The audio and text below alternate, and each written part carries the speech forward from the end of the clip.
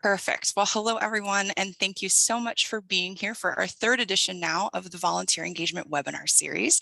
We have a great discussion for you all today with Jessica Barraclough, who is the Vice President of Strategic Initiatives at the United Way of Kaw Valley. And to make sure we really maximize our time with Jess, who is an expert in volunteer recruitment, we're going to do introductions in the chat today. So please drop your name in the chat along with your organization and where you're joining us from, your location. Love to see how much of Kansas we're covering with our network of volunteer engagers.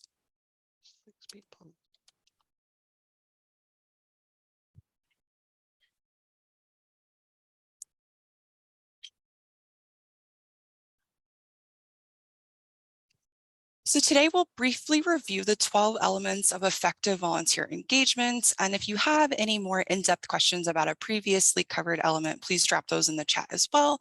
And then if we have enough time at the end, we'll circle around back to those. But if we don't, I will reach out to people who had questions personally after the webinar is over.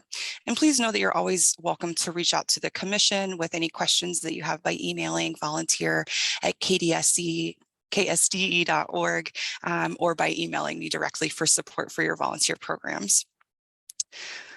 We'll discuss volunteer recruitment as well, and then really dig into effective recruitment practices and ways to amplify your opportunities and extend your recruitment with Jess.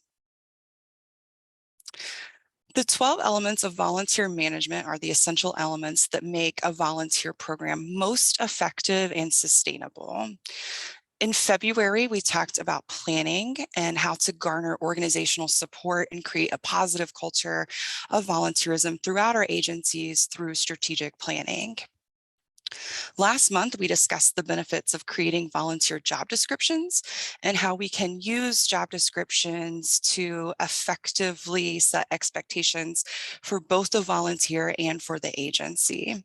If you missed this and would like to see some really great examples of job descriptions, please send me an email and I'll be happy to share those resources with you.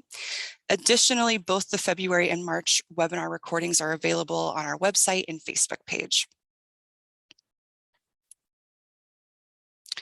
And then looking ahead so that you can mark your calendars for topics of interest, we'll discuss screening and placement in May, and then both orientation and training during our June webinar, supervision in July. We have recognition and acknowledgement in August, coordination and communication in September, and then record keeping and reporting in October, evaluation in November. And then finally, we'll discuss volunteer staff relations in December. Our intent is to build upon each element, but if you need resources around a particular element and just can't wait until the next webinar for that topic, please let me know and we'll be happy to provide support for your team. Additionally, like I mentioned earlier, please drop any questions that you have in the chat. So recruitment is the process of finding and encouraging people to give their time and energy to your organization and to the mission. Great recruitment targets audiences that are most likely to have the skills and interests that match the volunteer positions you have available. Volunteer recruiting is a crucial part of volunteer management process, and with the right tools, recruitment can become really the strongest part of your program. And like most things, great recruitment starts with a great strategy. We'll create our recruitment strategy very similarly to how we created a program, a strategic plan in our February webinar. My teammate, Sarah Pajbensky, gave some great tips on strategic planning on our February webinar, so go back and check out that session if you missed it. So with our recruitment strategy, we want to shift the focus from spending all of our time and energy and effort on getting volunteers or going after volunteers and shift that to volunteers coming to us or creating a culture where volunteers want to come to us instead. So some questions to consider when we're developing your strategy are, what are our organization's volunteer needs? What effective messaging can we use to appeal to new volunteers?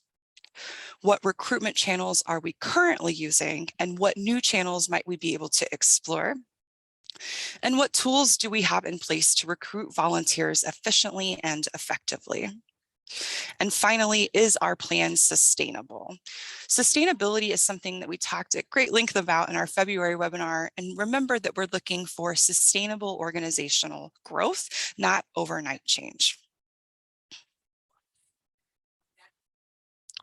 We're going to focus on 5 components of recruitment today: identifying your volunteer needs, writing recruitment messaging, reaching volunteers online, establishing community partnerships, and encouraging word of mouth recruitment. We'll talk about screening and retention in later webinars. Many of our programs rely on volunteers for direct service opportunities. We absolutely need people to help pack the boxes and build the homes and deliver the meals. But it's also important that we consider other ways volunteers can help as well.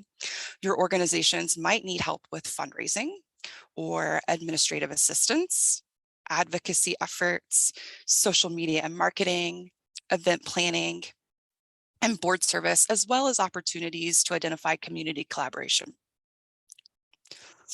Once we have a good idea of what our volunteers will be doing, we can start writing our messaging. We'll get to ask Jess about effective messaging in depth in a little bit, but having a really great position description is essential to writing a strong call to action.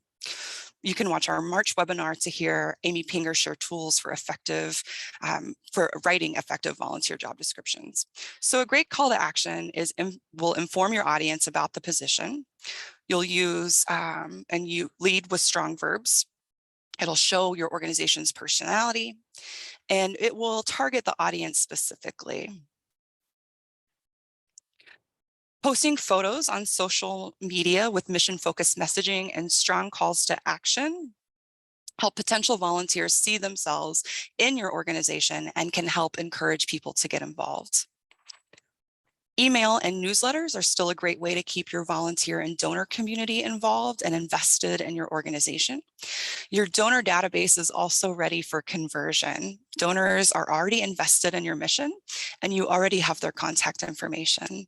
Sometimes all a donor needs is a personal invitation from your team to volunteer.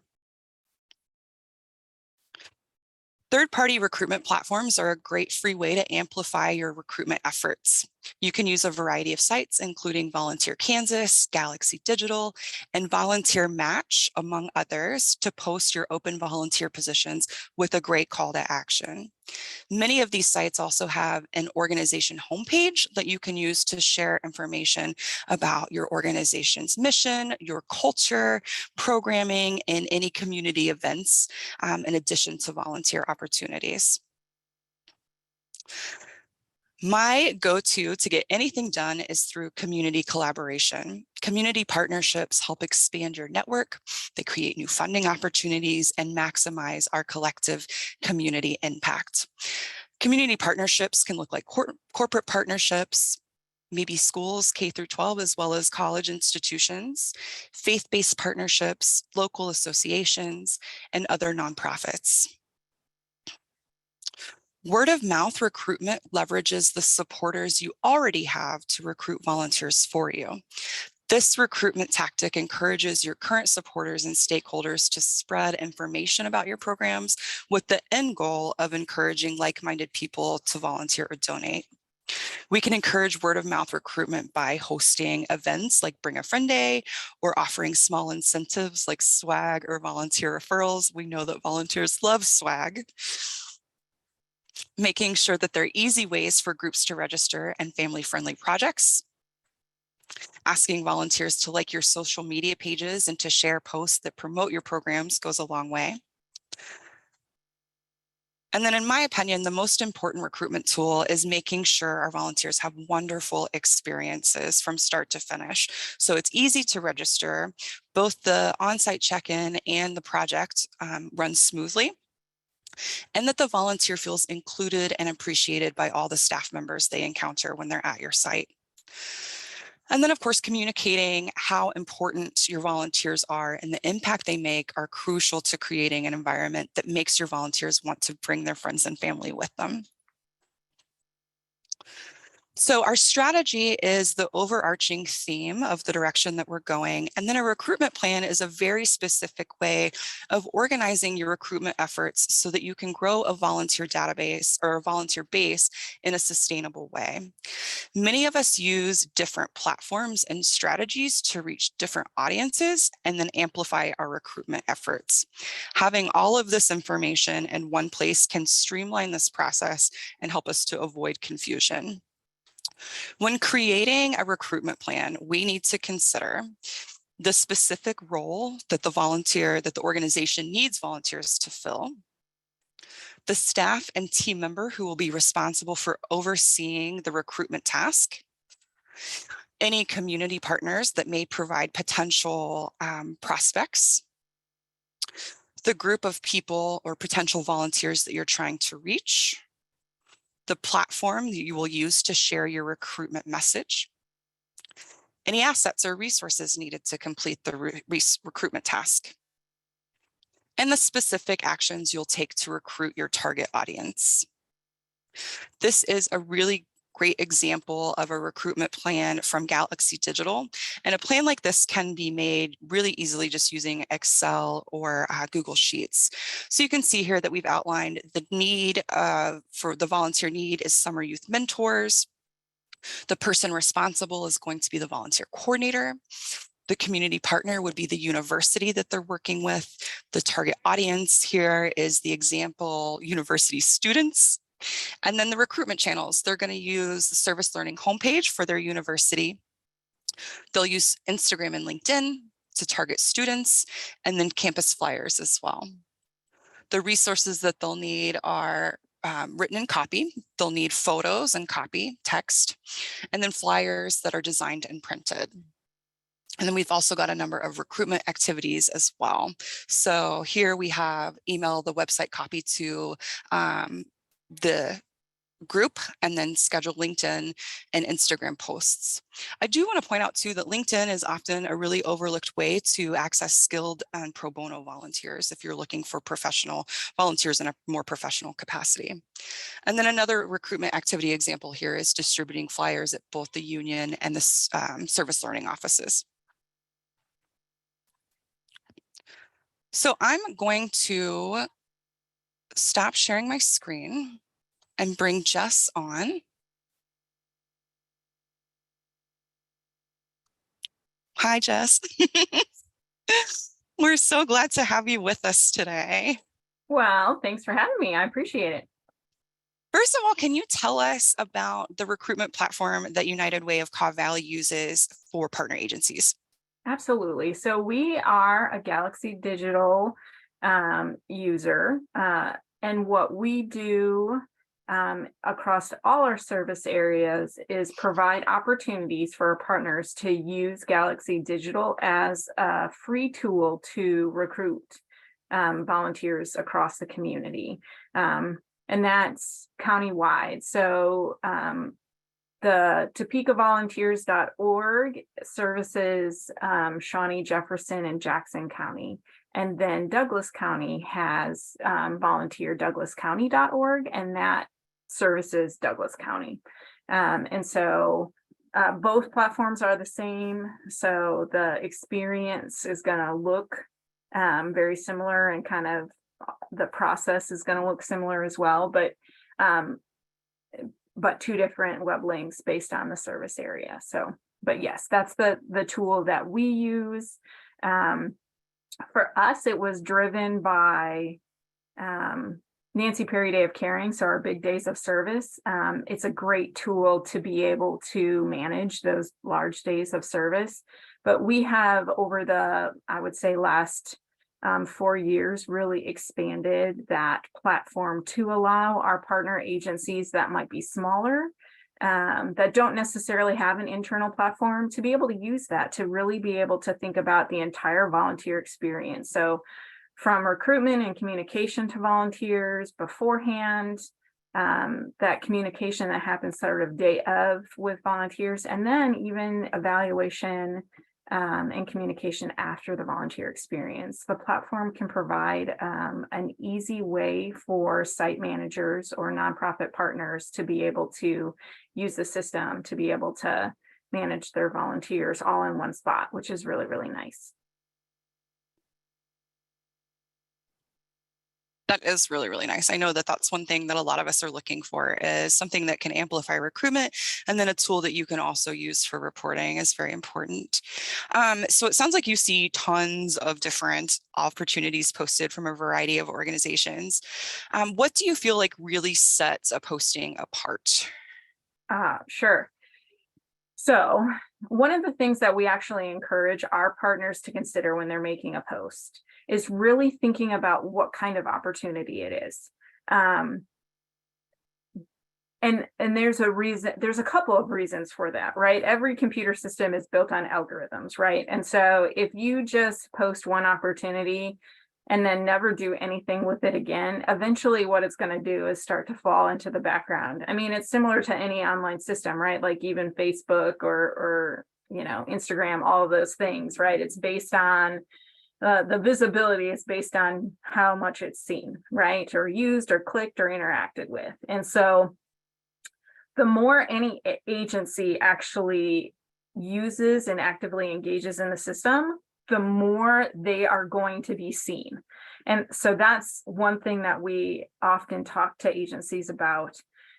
Make sure that you're updating your information on a regular basis. So many of these sites, whether it's Galaxy Digital or any other platform, you have the ability to edit what a volunteer will see about your agency.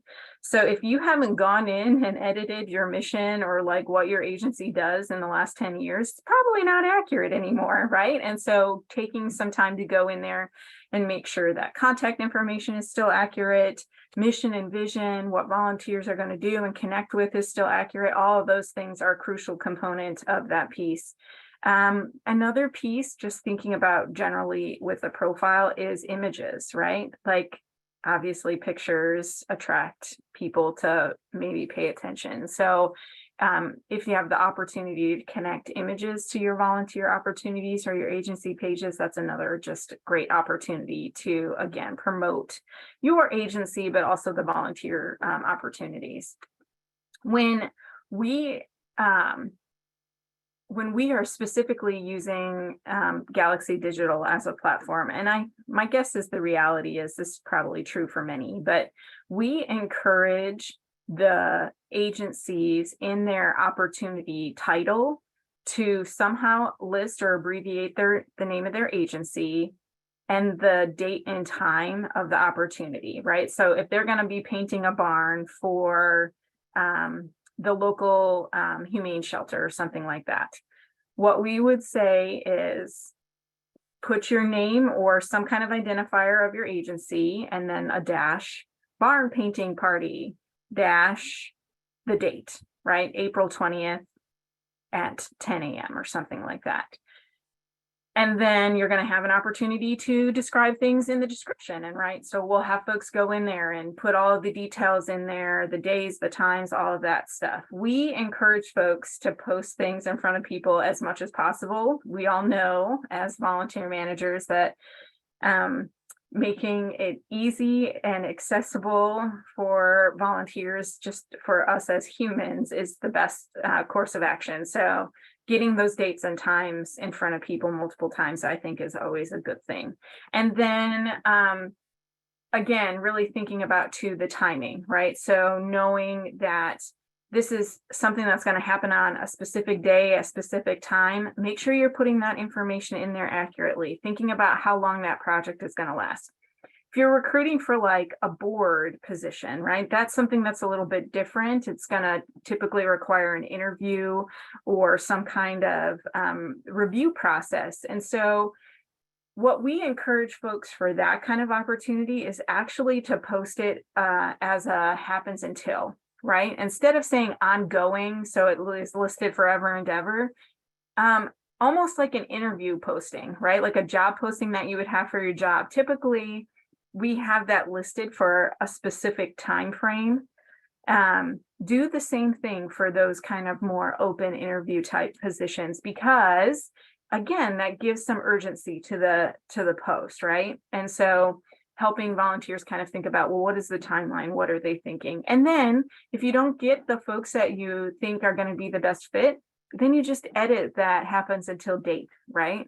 Just like you would for a job posting. And so I think that provides some urgency to that specific posting. Those are some of the things that we really encourage folks to think about when they're posting opportunities online, because it is it just helps their opportunity stand out. One other note I will add, if you're using any of the sort of statewide volunteer platforms, super, super, super important in the title to place your location. And I realize in the opportunity, you are also listing the location, but again, you know, sometimes people don't read. And so if you can put like happens in Shawnee County or happens in Wichita, that's going to help your volunteers know that, hey, if I'm living in Topeka, Kansas, and I sign up for an opportunity in Wichita, that volunteer experience is going to be in Wichita, right? And that's a 2-hour drive for me, 2.5 hours. So helping kind of alleviate maybe some of that is important too, especially when those platforms service a greater geographical area. That's a really good point, because sometimes we kind of overlook those really important details. So I'm hearing that being as specific as possible is really helpful in garnering attention. Do you feel like the quality of the job description impacts people's response rates? I think so, yes, because if you've taken the time to develop a job description before you've posted, that job description is going to have everything you need and more, frankly, that you will need to create that online post, right? And so it gives you the opportunity to give as much detail as possible. I mean, that's one of the values of having job descriptions for your volunteer opportunities, because it gives you it gives your volunteers really clear direction and guidance of what expectations are going to be, right? Like, I know as volunteer engagers, volunteer managers, we want to make sure that our volunteers feel prepared for the experience. And so having those details laid out is always going to be a good thing. Yeah, absolutely. I've fallen into a trap before, or to a place rather, where as especially a new volunteer manager, I'm learning about all of these really great free resources. And so I go and make accounts on all of them and post all of our opportunities, and then feel kind of overwhelmed. And like, I don't know all of the ins and outs of each platform, because they can be a little bit different. Do you have any advice for somebody who may be new to this entirely or fallen into that position before? Yeah. So a couple of things that I would encourage any volunteer manager, new or not, frankly, is making sure you stay connected to the agencies that are doing the management of the big system, right? So while it is for most folks, right, they are providing this as a free resource to the nonprofit community, that agency that's hosting that platform doesn't get it for free, right? There's usually some kind of contract and that kind of stuff. But because there's that contract, those agencies also get a lot of training. They have access to a lot of resources. They can do a lot of troubleshooting. So like, one of the things that I always encourage folks to do, especially if they're new, is get training. Right? Like, sometimes I think we're like, oh, I'm just going to dive in and figure it out. Right? And then they get frustrated because it maybe doesn't do something as intuitively as they think it should. And then they stop using it. And what could have been solved with maybe a 30-minute phone call, training session, Zoom meeting, then turns into, well, I'm just not going to use this platform because I don't find it easy. And I will tell you, with any online system, volunteer manager platform, or any other, frankly, right? I feel like every contract or every system provides something that does it amazingly, right? But there's always these like one-off things where you're like, oh, I just wish that it would do this better, right? But if you found the agency that does that better, they don't do something else good, right? So often I find the the agency that's managing the platform probably has workarounds, right? They're gonna like know, okay, yeah, it doesn't do this quite like you want, but if you do, these couple of things, then it while it's not perfect, it works, right? So I strongly, strongly encourage folks to do a training, to set up a call, to do a walkthrough with those website platform managers, because they're going to be able to help you be successful and maybe alleviate some frustration or challenges. I can't necessarily speak to every platform, but as a Galaxy Digital user, one of the other things that just even as wiser volunteer managers that have been doing this for a while, I even encourage them to go through trainings, because we get updates all the time, right? So like when I started about 4 years ago in my current position, and got into Galaxy Digital and started learning the system, right? It was sort of this set platform, right? And as volunteer managers using the platform, we were telling the agency, the Galaxy Digital staff, hey, it would be great if it could do these things, right? Galaxy Digital is actually really awesome about making updates that and are responsive to their partners that are providing these services to their community. So the Galaxy Digital that existed 4 years ago really looks a whole lot different now. And so I tell folks, go to those trainings that your your site managers are hosting, because they're going to be able to tell you some new things about the system that you might not know, right? Or if there's things that you're like, gosh, it would be amazing if the platform could do this, you should tell those agency managers that, because they can share that information to the main platform and say, hey, we're hearing this from our partners a lot. Like they would love to be able to have volunteer opportunities automatically transcribed into a different language or something like that. So, right, like tell them those things, because that's how they make their systems better, right? And of course they want that for all of us as users. So it sounds like we have a lot more support across platforms than we might think that we do. That's awesome. So do you feel like there are any demographics that we missed when we move to kind of an online only platform for recruitment? And are there any offline recruitment tools or strategies that you think work really well? yeah, you talked about it. I think for our populations that are not always joiners as far as technology is concerned, I think the best way to recruit is just by word of mouth, right? So how can you engage with folks where they're at, right? One of the things that we talk a lot about here is how do you get a volunteer in their yes, right? When they're sort of primed to say, sure, I could do that.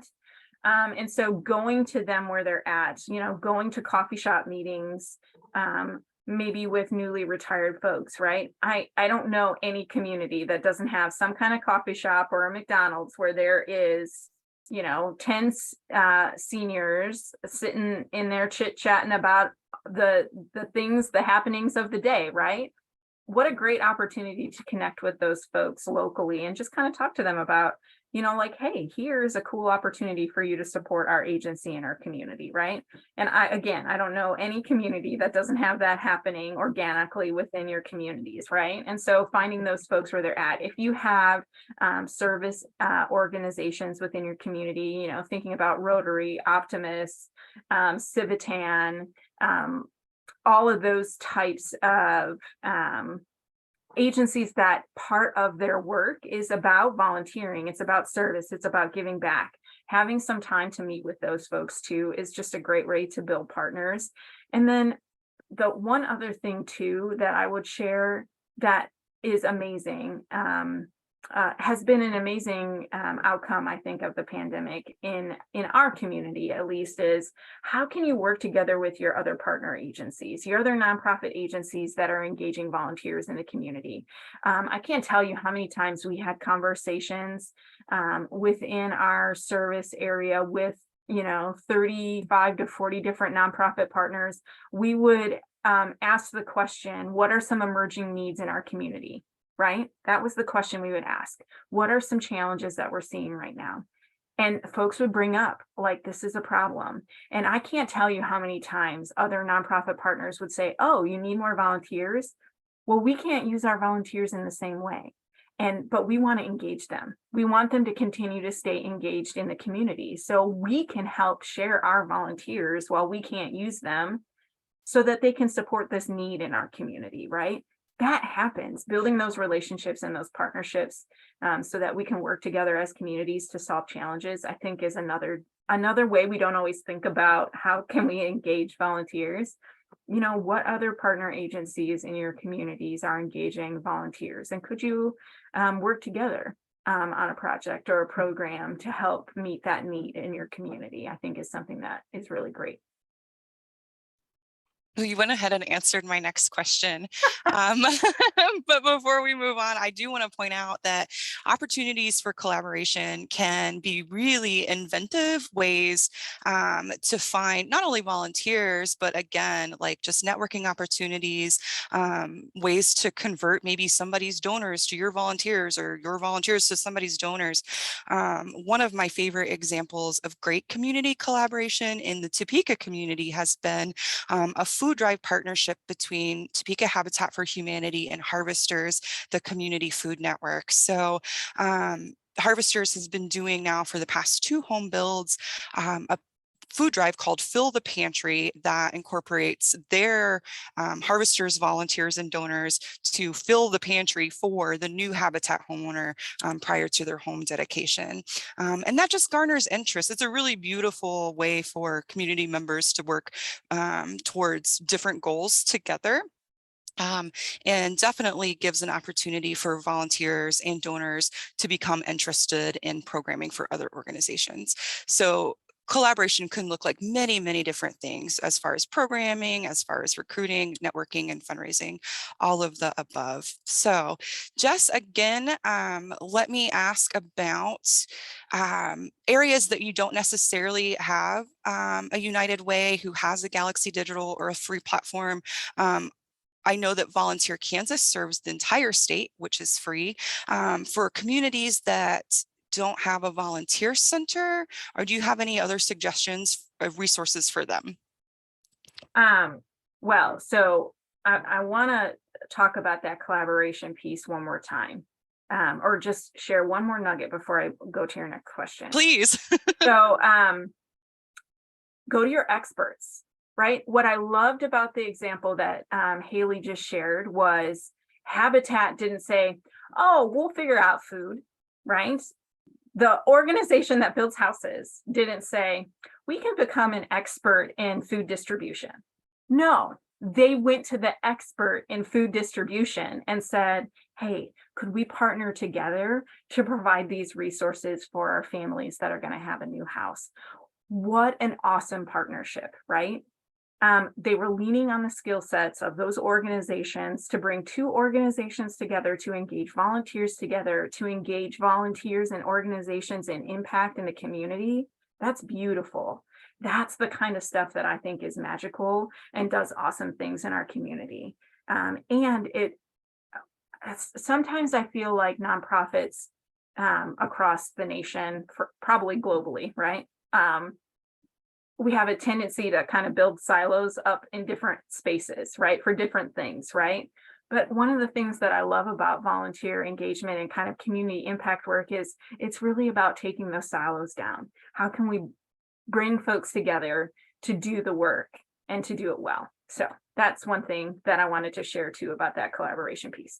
Okay, so your next question about like, what do our smaller communities across Kansas do? So I think using the free platform Kansas Serve that is provided is a great way. Now, here's the thing that I would encourage those smaller communities to do specifically, right? Most platforms, and Kansas Serve, I don't believe is any different, provide you a link, a direct link, right? So do yourself a favor. I mean, and frankly, this is true with any platform.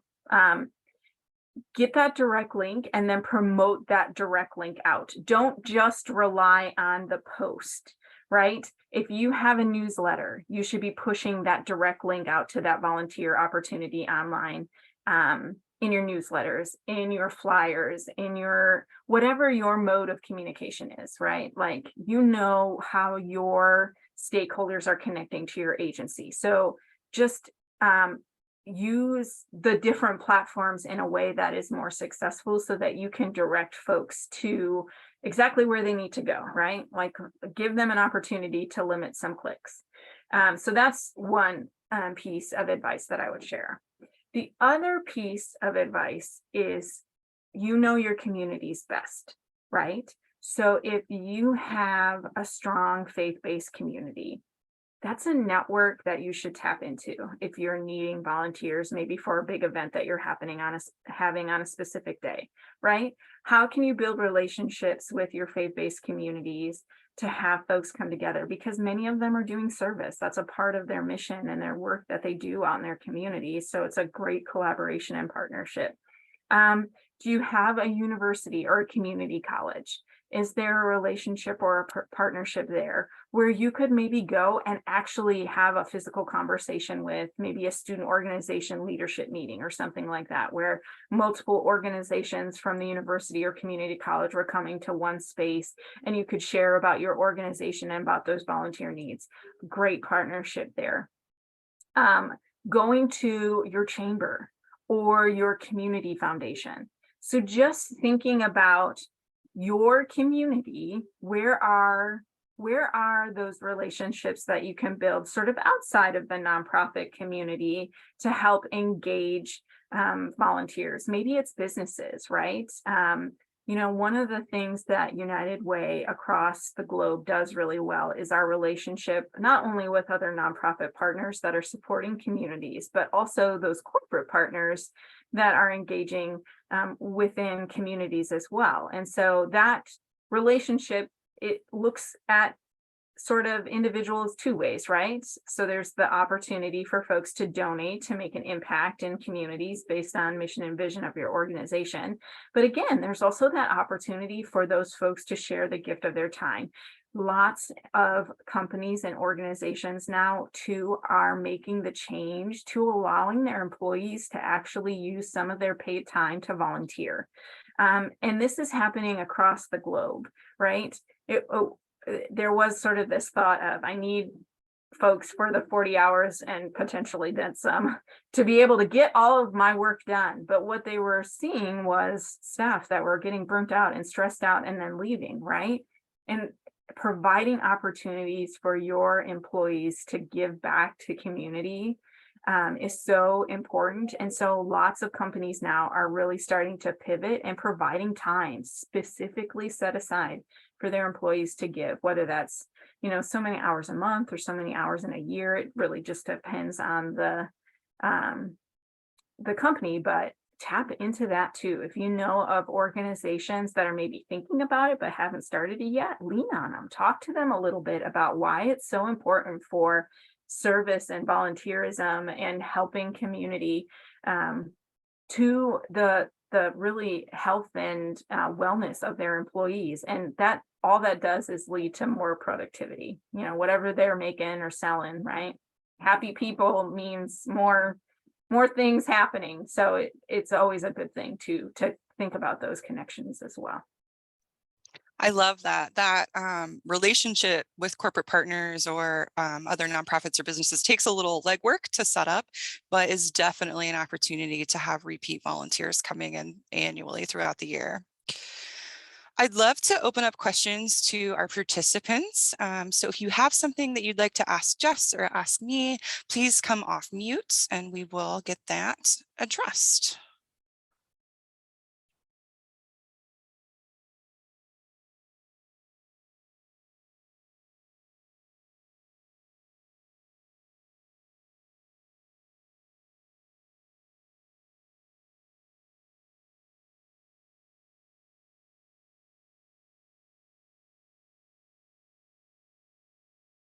Heather says, no questions, just thanks.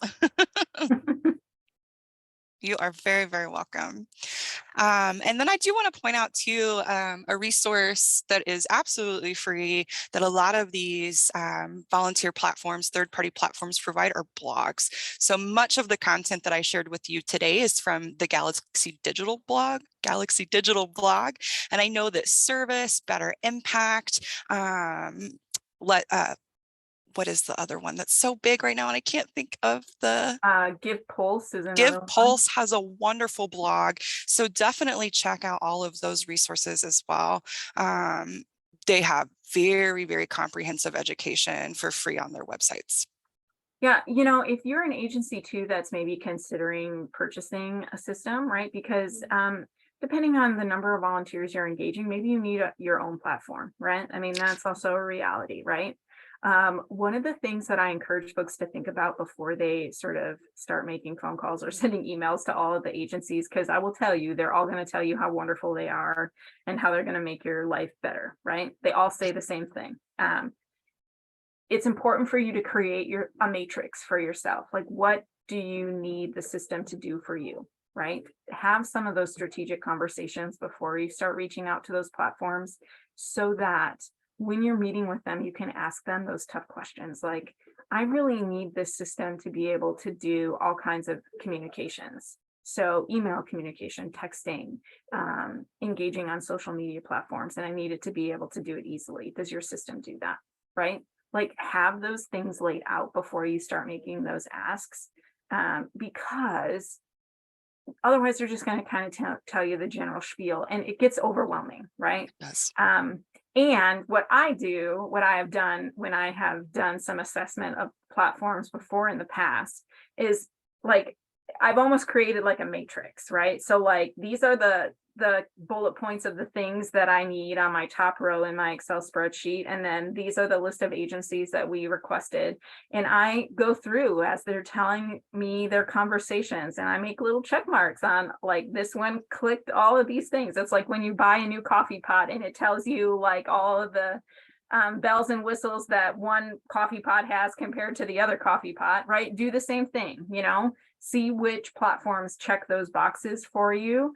And then that kind of helps you make some decisions too. And if it's a board decision, because there's an economic impact to your budget, right, you can say, well, this one costs a little bit more, it's going to do more for us. Then you don't have somebody saying, well, let's just use the cheapest one. Because sometimes, while it helps your budget line item, if it doesn't do really what you need it to do, then it's not helping, right? And so if it's a better investment for you to spend an extra $100 or something like that, do that, right? Have it do what you need it to do versus not. So that's one other thing too that I just share for agencies that are potentially considering doing a platform contract.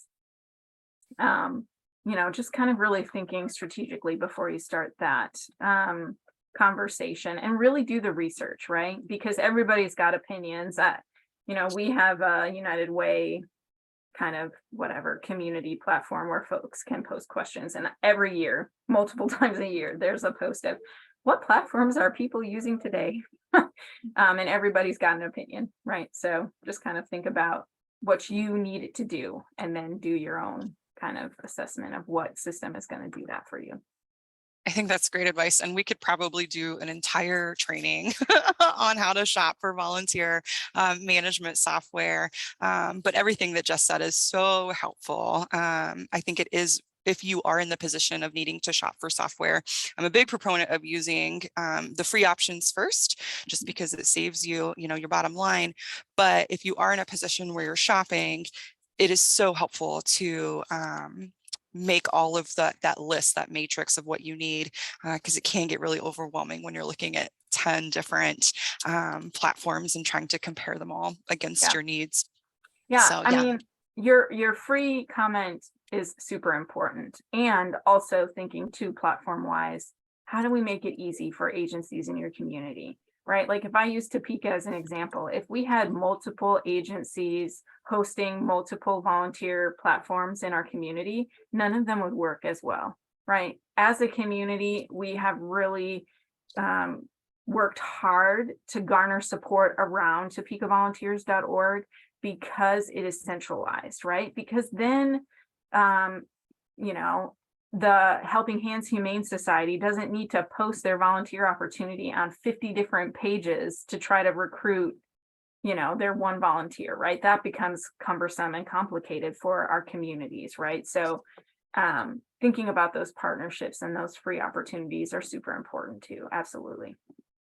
For sure. And if you all are using Volunteer Kansas, you're welcome to reach out to me if you have any questions, as well as Nola Brown, whose contact information can be found on their website as well.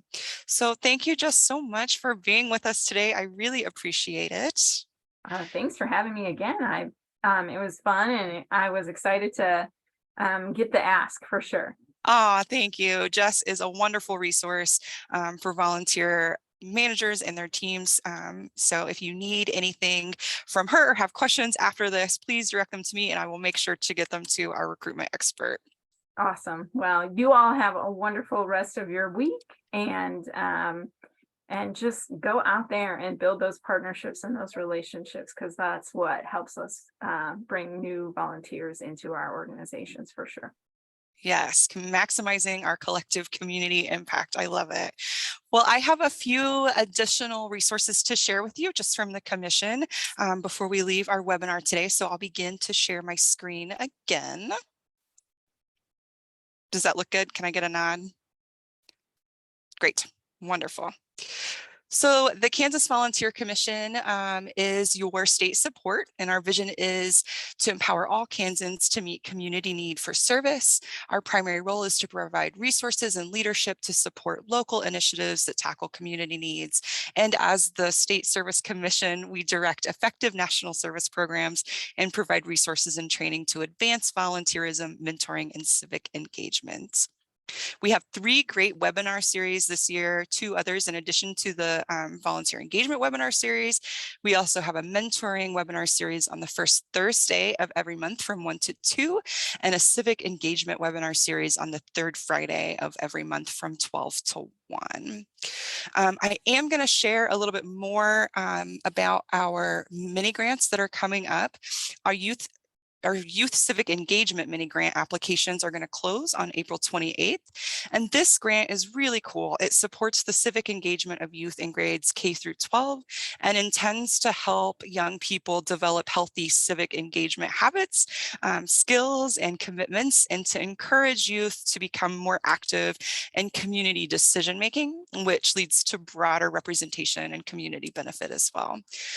For this grant specifically, applicants must engage youth in the planning and the implementation of the grant activities, and priority for this will be given to applications that include youth-led and youth-initiated projects. So some examples of funding activities could include the development of service learning activities or community service projects, starting or supporting a program to help youth placement and advisory roles on local boards, which is a pretty cool idea, developing opportunities for underrepresented youth to share their voice, starting or supporting programs that encourage youth to attend and participate in regular public commission and local school district meetings. So those are just a few, and certainly not an exhaustive list of ideas that could take place with this grant. So if you or someone you know is doing this work or is interested in this work, please visit www.canserve.org to learn more. And our social justice and capacity building mini grant will open on May 1st. So if you're interested in that one, mark your calendar. The Give Back Kansas Challenge is an 8-week challenge running from April 17th through June 9th to engage Kansans in employer-supported volunteering, like we talked about a little bit earlier, both during and outside the workday. You can find more information on our website. So go to the website and then click on Take Action, and then you can register for that. There's still a little bit of time left. Our next volunteer engagement webinar will be about volunteer screening and placement. And our speaker will be Cheryl Batchelor Booth from the American Red Cross, the Kansas, Oklahoma region. And Cheryl is the volunteer services recruitment specialist there. You can stay connected with us by visiting the website, canserve.org, sign up for our monthly newsletter by emailing volunteer@ksde.org. And you can also invite us to come and talk to other groups that you may be affiliated with that might benefit from commission resources. And of course, you're always welcome to follow us on social media as well to stay up to date with commission happenings. And that is all we have for you today. You're welcome to shoot me an email at hmatherly@ksde.org if you have any follow-up questions about our content or need support for your team. Thank you all so much for being here. We appreciate it. We will see you next month.